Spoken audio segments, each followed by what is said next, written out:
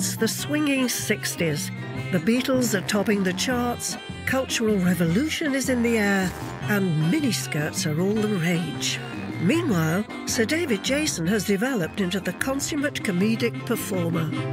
The skill that he has honed over many, many, many years, doing theatre, doing tours, doing reps, being, getting small roles on TV shows for stars like Dick Emery and people who were very big back in the 60s and 70s. So he quietly worked his way up.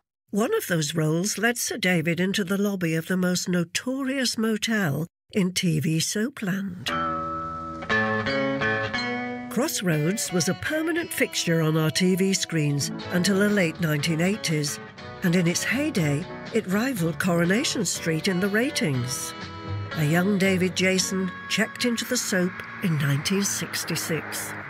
My friend Margaret rang me one night and said, switch on your television and look at Crossroads. Now, this was the old, original Crossroads. And she said, David White's in it. And, of course, we'd known him as David White, his real name. And there he was calling himself David Jason, which I thought was, a big step from David White and much more impressive. But Sir David recalls his big TV break would come after a scene-stealing theatrical performance on the south coast of England.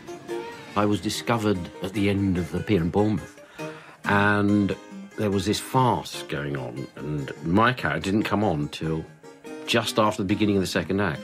What happened was I had to come on, and for some reason, everybody disappeared. They were all running about upstairs or out in the garden, and the ship's bell. So what I then did, I did my own thing, which was I came in, I looked at the bell, went past it and looked at the bell, went to ring it, then wouldn't ring it. And I could hear people saying, go on, ring it, go on, ring it. When I rang it, the whole place erupted. The audience just loved it because they could see what was going on in this little bloke's mind. In that audience happened to be Humphrey Barclay, a classic scholar, former head boy at Harrow School, and he was looking for somebody to join the cast that he'd already selected for a new series for children.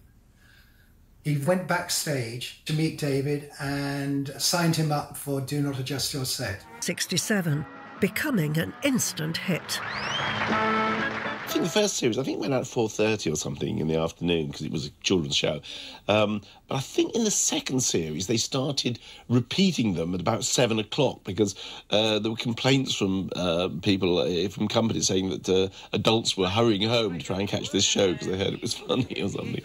So we sort of felt rather pleased with ourselves. And my government has sent me here to see how you are progressing with the aeroplane. The what? With the Concorde aeroplane. Ah, you mean HMS Concorde? No. I mean the Concorde supersonic aeroplane. In a flash, I short-circuited the magnet. The thing I remember most about Do Not Adjust Your Set is that segment, the Captain Fantastic. Most particularly because it referenced the silent films like Buster Keaton and... The sketch show was a smash hit, but Palin, Idle and Jones had their eye on the exit. It's Monty Python's Flying Circus. Frustrated by the limitations of kids' TV, the trio jumped at the chance to develop a new BBC show. Is your wife a goer, eh? Know what I mean?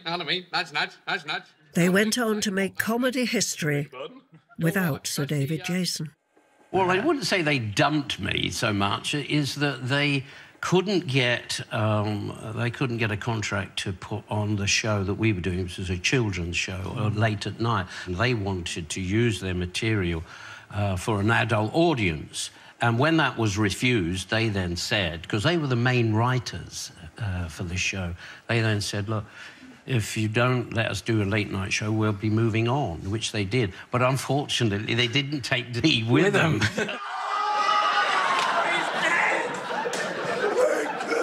Sir David Jason may not admit to being bitter, but his creative divorce from the Monty Python trio saw him miss out on certain TV stardom. Never kill a customer.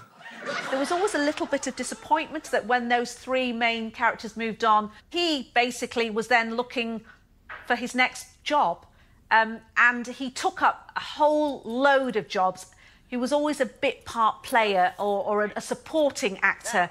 Vehicle wins at 4 on the dot. Those bit parts even included appearances in industrial education videos. Can you be back by 5:30? Yeah, easy. As well as wacky TV commercials. I'm going to demonstrate how PG Tips Big Bags gets the tea you can really taste out into the pot. He then landed his first lead in a film, White Cargo. David had always wanted to make a movie, and suddenly a chance to do so arose when he was offered the part of a pen-pushing civil servant who has dreams of being a James Bond character rescuing girls in distress. Albert. And I think David had hopes for this film, but he was all too aware that it wasn't exactly a Hollywood blockbuster.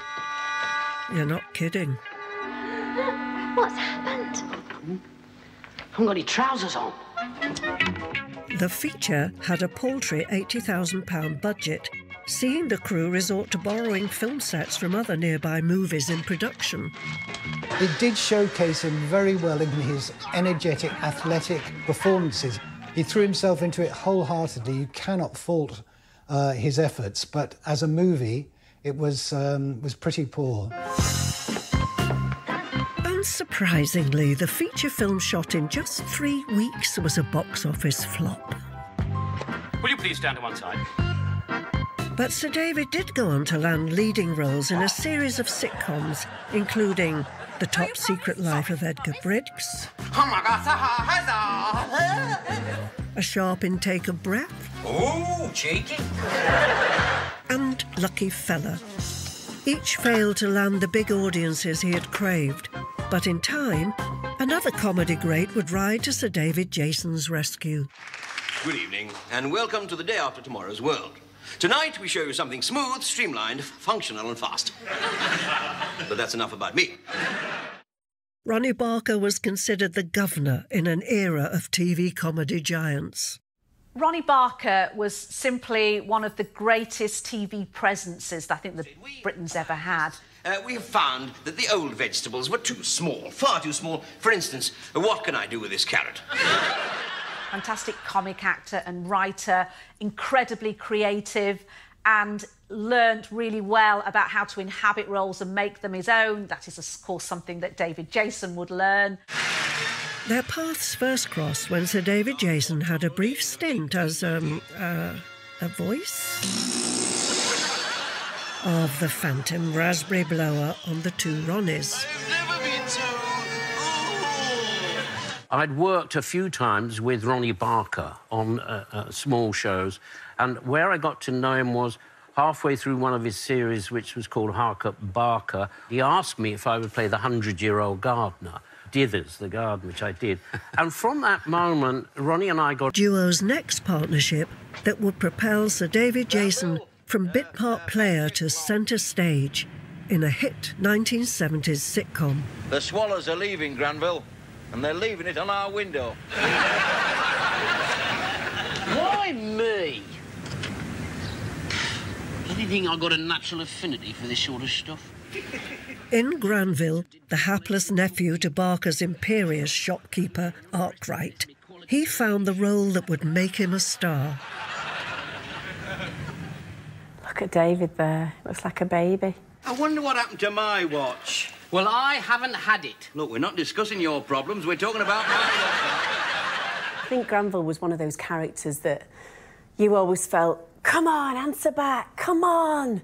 You're better than this. Come on, you're good-looking. You can do what you want. You don't need to be under his thumb. I've never been on water skis.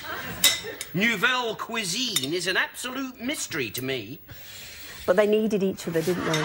And they needed to be with each other, and it was so beautifully drawn that I think he's a great character.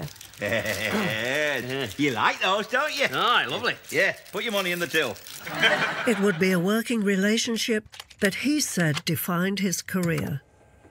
I wanted to be with someone, if I could possibly be, who was really the best of the business.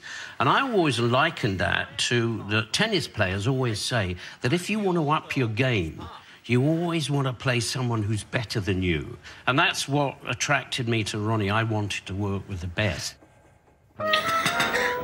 Done. Shake on it. They clicked instantly. They worked so well together. They had enormous fun working together, and it was only natural that that they would continue to do so. We're very good at that, us Hungarians. You know, shaking on it. Oh, it's you, is it? That's what's been killing my Auntie Rhinans.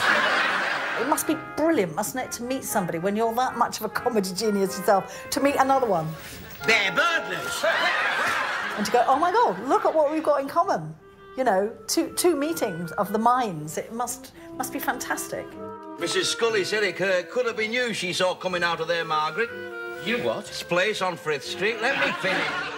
That on-screen chemistry would go on to be matched when Sir David Jason teamed up with Nicholas Lyndhurst and Leonard Pearce, the fictitious South London family who won the hearts of a nation. Is it very valuable, dear? No, not really. It was bleeding priceless when it was hanging up there, though. But personal tragedy would threaten the future of this hit series and see Sir David save the day with more comedy gold. I love a nice funeral. Enjoying about. There's two more after this.